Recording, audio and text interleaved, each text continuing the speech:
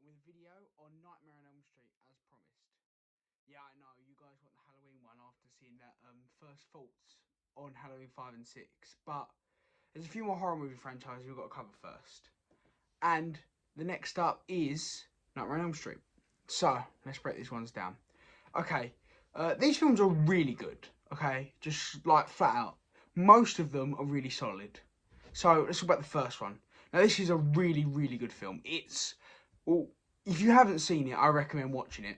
It's creative. Freddy is really a really good killer. He's not that jokey in this one. He does have some jokes, but he's generally more of a serious killer. And I think that works for this sort of film. It's quite unique. Then you got Nancy, who's a really solid final girl. I think a lot of people really love her, and I don't love her that much, but I think she's alright. Yeah, she's got kind of spunk to her and a very rebellious attitude that I do quite enjoy.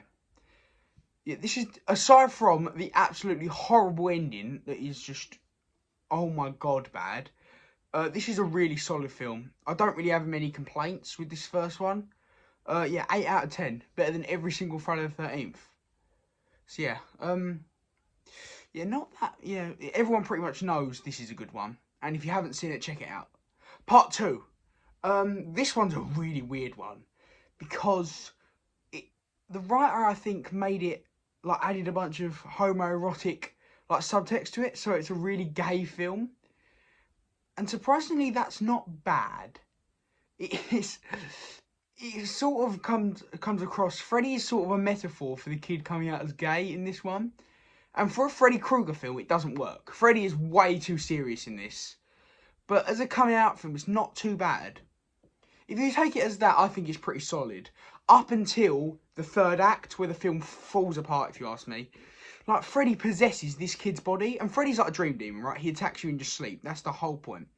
And for some reason, in this one, he possesses this kid's body and he runs around at a pool party stabbing people. It's ridiculous. And honestly, it sort of destroys the appeal of Freddy Krueger. And honestly, I just wasn't a fan. Yeah, I'd say this one's hard. 6 out of 10. I'd say it's pretty solid most of the way through. The acting's pretty good as well. Alright, part 3. Alright, we're going to get a bit controversial here, because people really like Dream Warriors. This is part 3 Dream Warriors. And I think it's just okay. The kills are good, and I like jokey Freddy more than serious Freddy. But there are just some things that hold it back. The movies, I'm not sure how I feel about the whole, lucid dreaming thing. I think it's sort of dated, especially with that Dungeons and Dragons kid. He's just, I don't know, just the special effects don't hold up. And then you got, there's some weird stuff here. Yeah, it's hard to explain. I don't know how to explain it. I just don't enjoy this as much as others do. I don't see it. Patricia Arquette is fine as the leading girl. I can't remember what her name is now. Oh, I knew it. Oh. And Nancy returns, and she's one of the better things in it. But, my biggest problem with this film is Freddy's backstory. They do this so many times, and it pisses me off. Freddy should not have this much of an extensive backstory. It was fine in the first one. But in this one, you have Freddy's mum show up as a white nun, and it's awful. It gets on my nerves. But there are some good things. Nancy coming back is really good. The kills are really good. And Jokey Freddy, really enjoy it.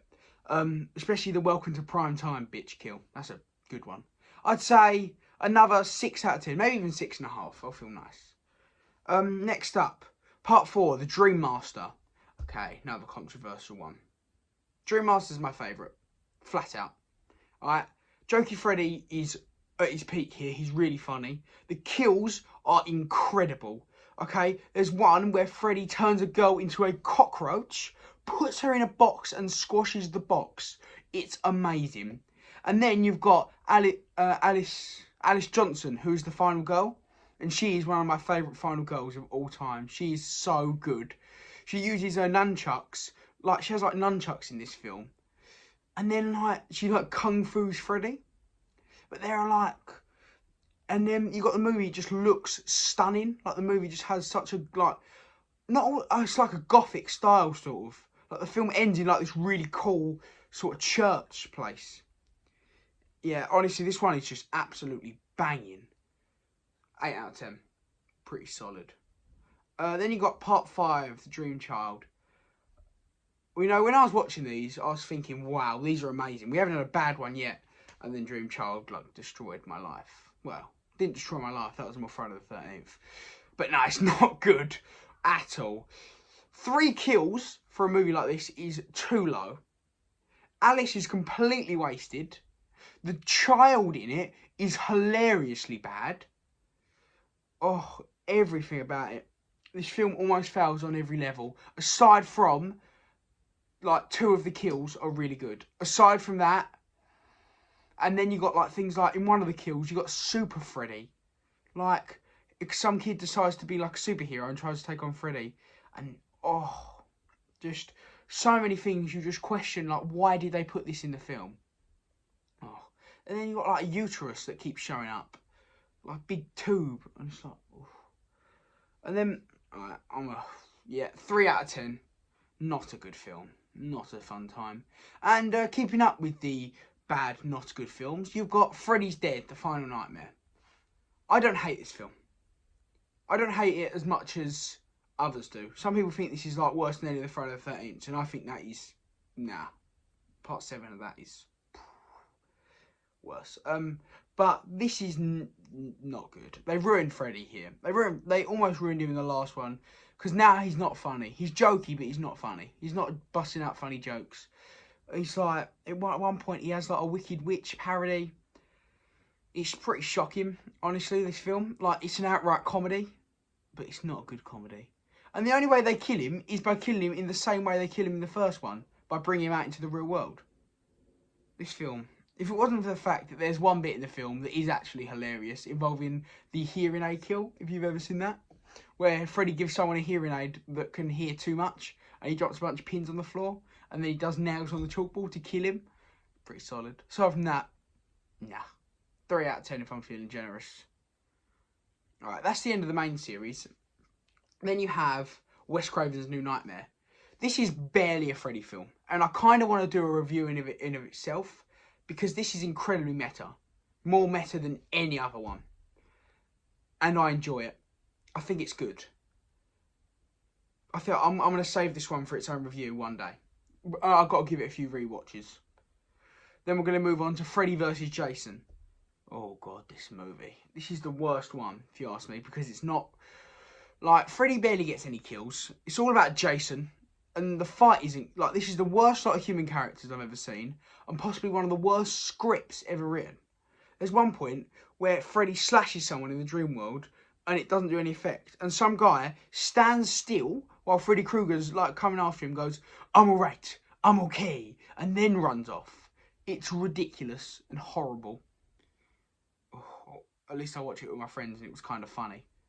And then you got the last one, the remake. And I don't dislike this film, but I don't love it. It's not good, it's alright.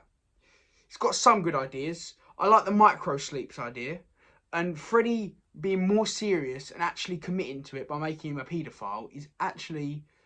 I wouldn't say it's alright, but like, at least they stick with an angle. And Freddy is, like, disgusting and horrible in this one. And I think that works in this film's favour. Its biggest problem is it's just not original at all. So if they had a better script and it was more original, then I would probably like this one a lot more. And Rooney Mara absolutely sucks in this film. She's a good actress, and she sucks as Nancy. It's a pales in comparison to Heather Langenkamp as Nancy in the first one. So yeah, that's Nightmare on Elm Street. It's a really good franchise overall. It dips a bit, but then it actually comes back. Oh, and the remake's like a 5.5 out of 10. It's a pretty solid franchise. Next up is the one I really love, Chucky.